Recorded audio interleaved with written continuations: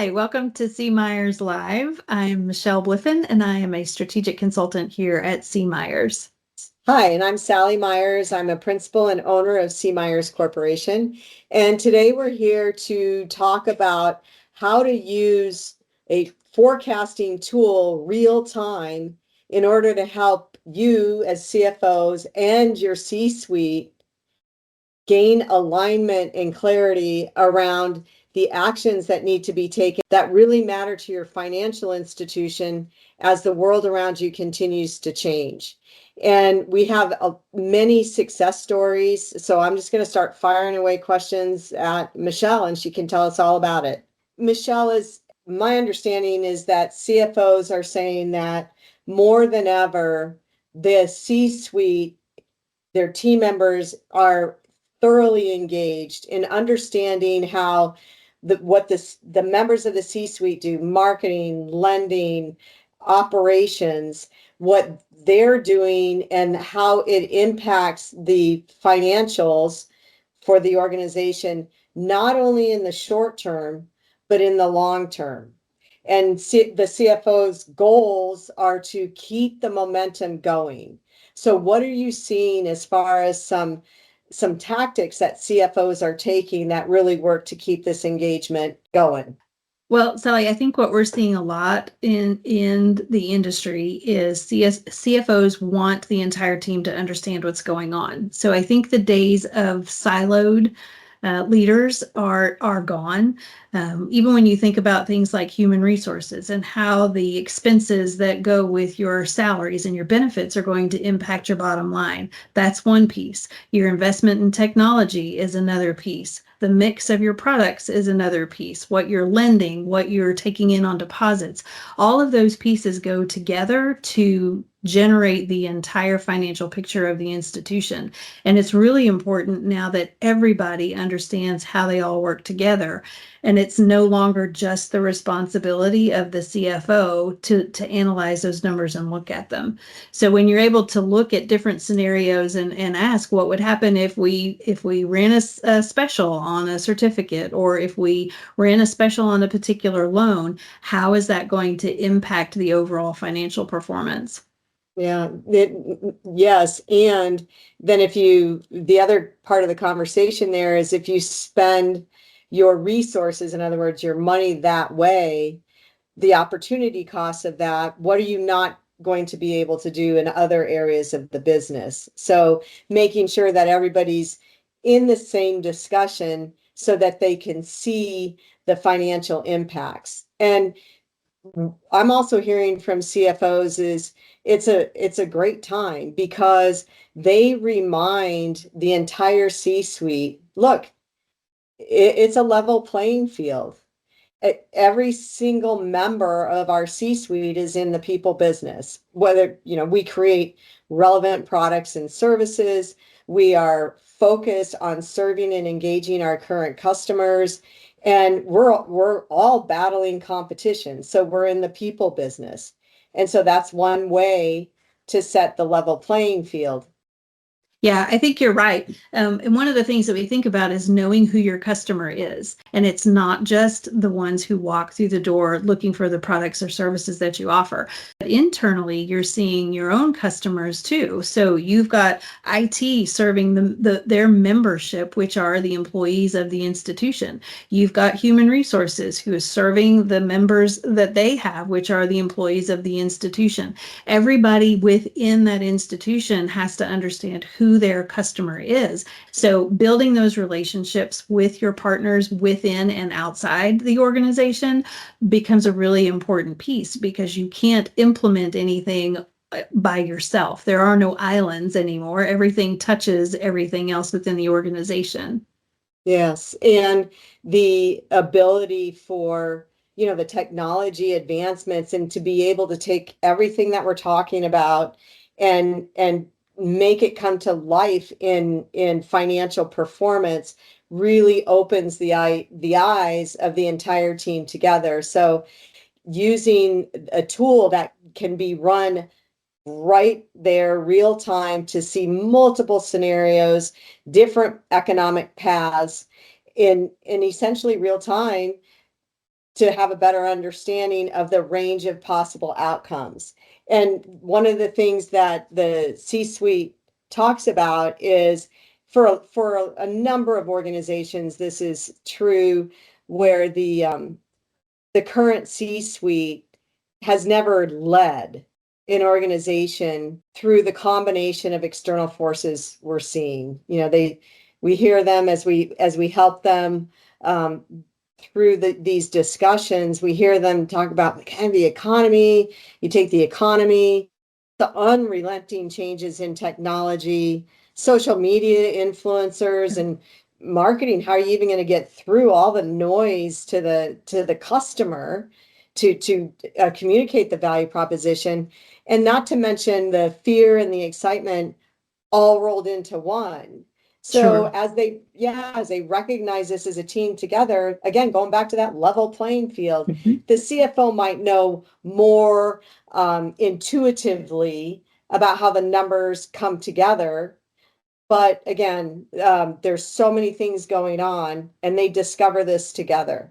Right. Even when you think about the changes in marketing, you mentioned that, and you think about, 30 years ago, we had, three channels on TV, and then cable came along, and then streaming services came along. Yeah. And so all of the noise that is out there really dilutes the marketing dollars that you're spending. So you have to think more carefully about, where am I going to put those dollars? And then how is that going to impact the bottom line? How am I going to pull those members in to get them to use our products and services, because you have a limited number of dollars that you can spend. The same thing with when you think about leading through, the interest rates have been so low for so long. Inflation was really pretty low for a long time. And all of the pressures of the changes that are coming through in the economy are things that some of the leaders have never seen before. The last time you saw inflation like this, they were probably still in high school. They weren't really thinking about how it was going to impact their business. So all of these factors are changing, and they're changing very quickly. The ability to be able to look at those and ask the question, well, what happens if? What happens if our benefit costs go up exponentially? What happens if we reduce this? What happens if we need to add new employees? All of those factors need to be considered when you're looking at what's going to happen to your bottom line. Absolutely.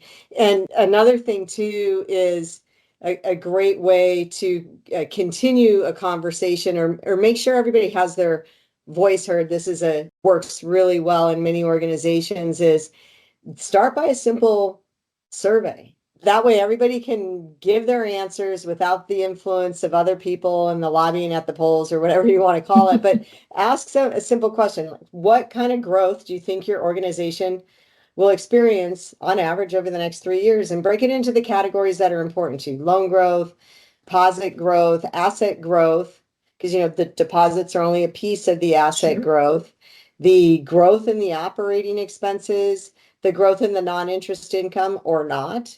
Right. And so recently we conducted the similar survey with hundreds of financial institutions, and we'll put the results in the bottom of the show notes, because it's fascinating. It represents a wide range of perspectives and expectations. Right. And again, it's not about being right or wrong. It's about discovering together what the range of possible financial outcomes could be, not just for the next 12 months, but over the next 2, 3, 4, 5 years. Because the decisions that are being made today, and the decisions that are being made and implemented today, there are many of them that are going to impact the financial institution over the next 2, 3, 4, 5 years. Right. So it's important to understand the short term as well as the long term potential financial outcomes. Yeah. I think doing a survey is a great way to get the perspective that everyone in that C-suite will have. And they will all be different, because they will, by design, they will have a focus and an emphasis on different areas. So they'll be thinking about things differently. So when you do that survey and you get to see, well, where do we fall as a group when we look at what do we think loan growth will be? What do we think deposit growth will be? What do we think our employee count will be? What do we think our branch count will be?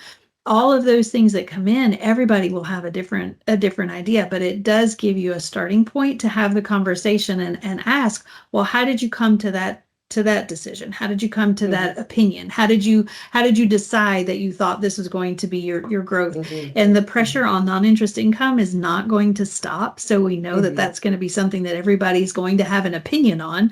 And how can you replace it or generate new revenue that isn't related to your lending? Everybody will have a different perspective, and that's a great way to get some new ideas. Yeah, and the range of perspective is desired in the beginning of the conversation, because it is a way to learn how people are thinking and also what matters to people. And then in the end, it can be very helpful as you're seeing the financial outcomes run in real time to be able to reach consensus as a group. Well, I think it's going to be within these different ranges, which is also important because they're not focused on got to get one return on assets and our capital has to be this, or and our loan growth must be this. It's a range of possible outcomes that they're striving for, which again, I'm going off a little off topic, but is also extremely valuable in communicating with the board. But that's a different discussion. Then once they have that range, then they can talk about, well, gosh, what if things go even more wild than what we thought in our range? And what are some levers or steps that we can take, or levers that we can pull today in case those things happen? Yeah. And I think you mentioned the levers, and I think it's important to know that you can test them one at a time, or you can look at what's the impact if multiple levers change at the same time. So what happens if there's a huge demand for loans and there's a huge outflow of deposits? What will that do? So being able to look at those and think those through is really important as well. Yes, absolutely. And so what we hear from CFOs when we're helping them navigate these discussions and running the models for them so that they can see it and they can be participating in the discussion, oftentimes they just say, this is so powerful because it gave our team an opportunity to rehearse tomorrow today. Right. And it helped us think critically about the things that the actions that really matter today, to build for today, but also build for the future. Do you have anything else you want to add, Michelle?